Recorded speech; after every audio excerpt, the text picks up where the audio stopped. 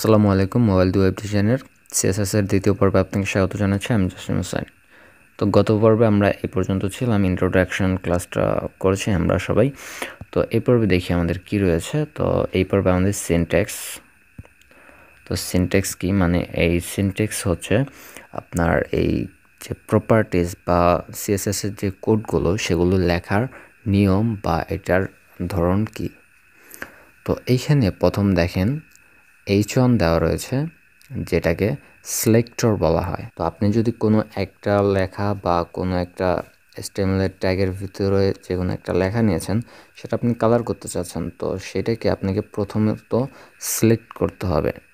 তো এখানে প্রথম দেখেন H1, এটাকে বলা হয় সিলেক্টর।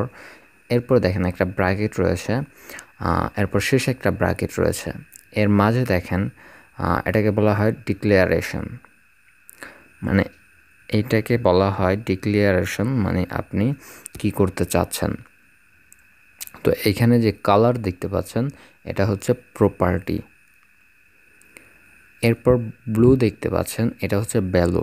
প্রপার্টি এবং ভ্যালু, আপনাকে কোনো একটা জিনিস শুরু করতে হলে দেখেন কালার দিতে হবে, এরপর ক্লোন দিতে হবে। ক্লোন দেওয়ার পর আপনি কি দিতে যাচ্ছেন এটার কালার, সেটা দিতে হবে ভ্যালু। মানে আপনি রেড দিতে পারেন, আপনি ব্লু দিতে পারেন, ইয়েলো দিতে পারেন, সেটা হচ্ছে ভ্যালু। তো এটাকে আবার শেষ করে দিতে হবে একটা সেমিক্লোন দিয়ে। সেমিক্লোন দিয়ে শেষ করে দেওয়ার পর আরেকটা প্রপার্টি লিখতে পারবেন, এরপর আবার ভ্যালু দিতে পারবেন। আবার আপনি সেমিক্লোন দিয়ে শেষ করে দেবেন, এরপর আবার আপনি প্রপার্টি দিয়ে আবার ভ্যালু লিখতে পারবেন। এইভাবে আপনি করতে পারবেন, সেমিক্লোন দিয়ে শেষ করে নিতে হবে। তো আশা করি এটুকু বুঝতে পেরেছেন। তো এরপর একটু নিচে যাই। তো এইখানে দেখেন তেমন কিছু নেই, সিনট্যাক্স। তো আমরা একটু কোড করে দেখি।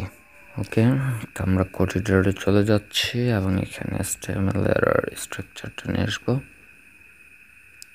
ওকে, তো এগুলো আমরা কেটে দিচ্ছি, এগুলো শুধু শুধু চলে আসছে।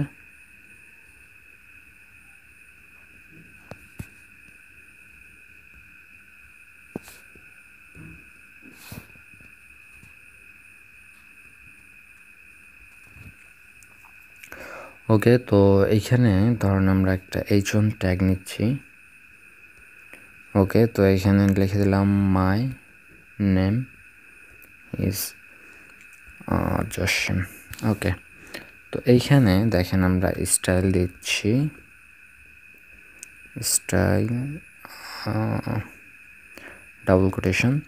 এখানে ধরেন এই যে একটা প্রপার্টিস দিতে হবে, কালার, এটাকে বলা হয় প্রপার্টি, এরপর ক্লোন, এরপর ভ্যালু, মানে এটার কি হবে, ভ্যালু দিয়ে দিচ্ছি ধরেন ব্লু, এবং সেমিকোলন দিয়ে এটাকে শেষ করে দিচ্ছি, এবং এটার টেক্সট অ্যালাইনটা সেন্টার করে দিচ্ছি, টেক্সট অ্যালাইন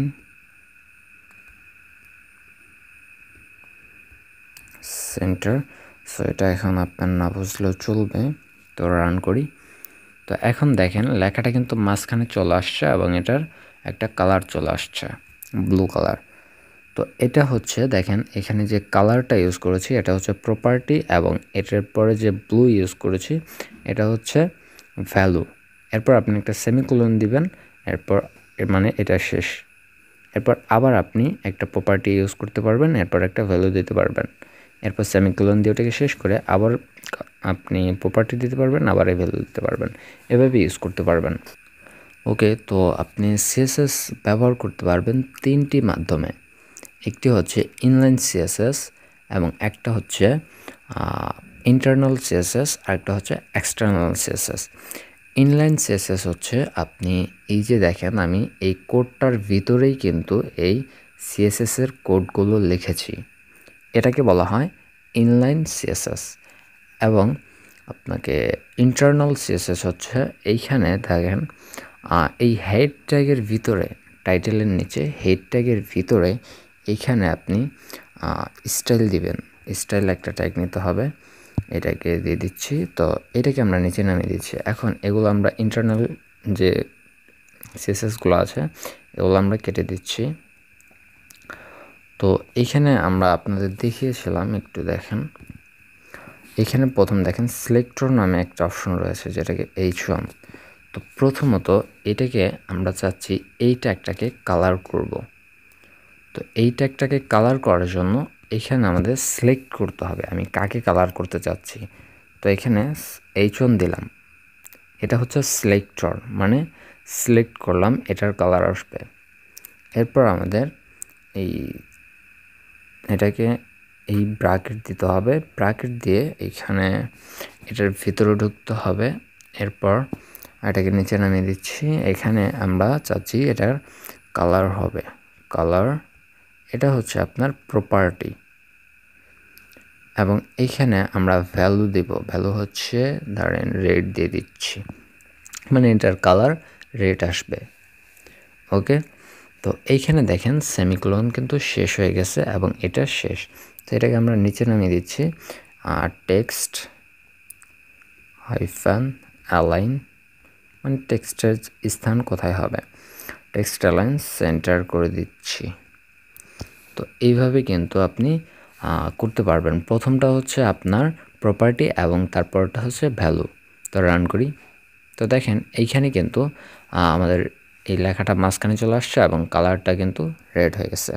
এটা হচ্ছে আপনার ইন্টারনাল সিএসএস, মানে আপনি HTML যে ফাইলটা রয়েছে এটার ভিতরে আপনি লিখতে পারবেন হেড ট্যাগের ভিতরে। এবং এই ট্যাগগুলো দেখেন আমরা এখান থেকে যদি না দিই ইন্টারনাল, এইগুলো দেখেন যদি আমরা ইনলাইনে দিই সেই একই কাজ করবে। জাস্ট ওয়েট, এগুলো আমি কেটে দিচ্ছি।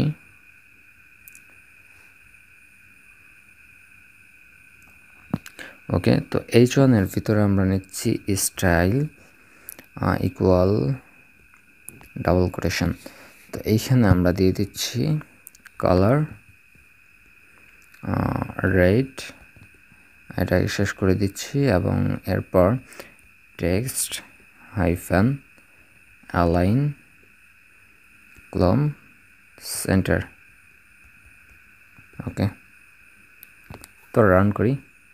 তো দেখেন আমাদের কিন্তু কোনো পরিবর্তন আসে নাই, কারণ আমরা ওইখানে যেটা ইউজ করেছি এখানে সেটা ইউজ করেছি। তো এইটা আপনি এই একটা ট্যাগের ভিতরে আপনি কোড লিখতে পারবেন সিএসএস এর, সেটা হচ্ছে আপনার ইনলাইন সিএসএস। এবং এইখানে হেড ট্যাগের ভিতরে স্টাইল একটা অ্যাট্রিবিউট নিয়ে সেটার ভিতরে যে সিএসএস কোডগুলো লিখবেন সেটা হচ্ছে ইন্টারনাল, এবং আরেকটা হচ্ছে এক্সটার্নাল, মানে আলাদা একটা ফাইল তৈরি করে সেখানে আপনি কোডগুলো লিখবেন, আলাদা একটা ফাইল। তো এখন আপনার প্রশ্ন আসতে পারে যে এইখানে যেহেতু আমি করতে পারতেছি তাহলে আমি কেন আলাদা একটা ফাইল করব। এইখানে দেখেন অনেক কিন্তু হিবিজিবি লাগতেছে, যা কোনো স্ট্যান্ডার্ড ওয়ে না। সিএসএস কোড আলাদা লেখাই ভালো। এবং এইখানে যদি আপনি লেখেন তাহলে দেখেন এখানে লেখলে মানে এটা অনেক বড় লেন্দি হয়ে যাবে একটা পেজের ভিতরে, মানে একটা ফাইলের ভিতরে অনেকগুলো কোড হয়ে যাবে, হিবিজিবি হয়ে যাবে। আপনার সিএসএস তারপরে HTML এগুলো সব একটার ভিতরে থাকে। তো এইগুলো একটার ভিতরে না রেখে সিএসএস এর জন্য আলাদা একটা ফাইল করে সেটার ভিতরে সিএসএস রেখে দেওয়া ভালো। সবচেয়ে ভালো মাধ্যম হচ্ছে আপনার এক্সটার্নাল সিএসএস ইউজ করা। তো আশা করি বুঝতে পেরেছেন এই ভিডিওটি। তো যদি কোনো প্রশ্ন থাকে কমেন্ট বক্সে জানাবেন, আর অবশ্যই চ্যানেলটা সাবস্ক্রাইব করে সাথে থাকবেন। ভালো থাকুন, সুস্থ থাকুন, দেখা হবে পরবর্তী কোনো ভিডিওতে। আল্লাহ হাফেজ।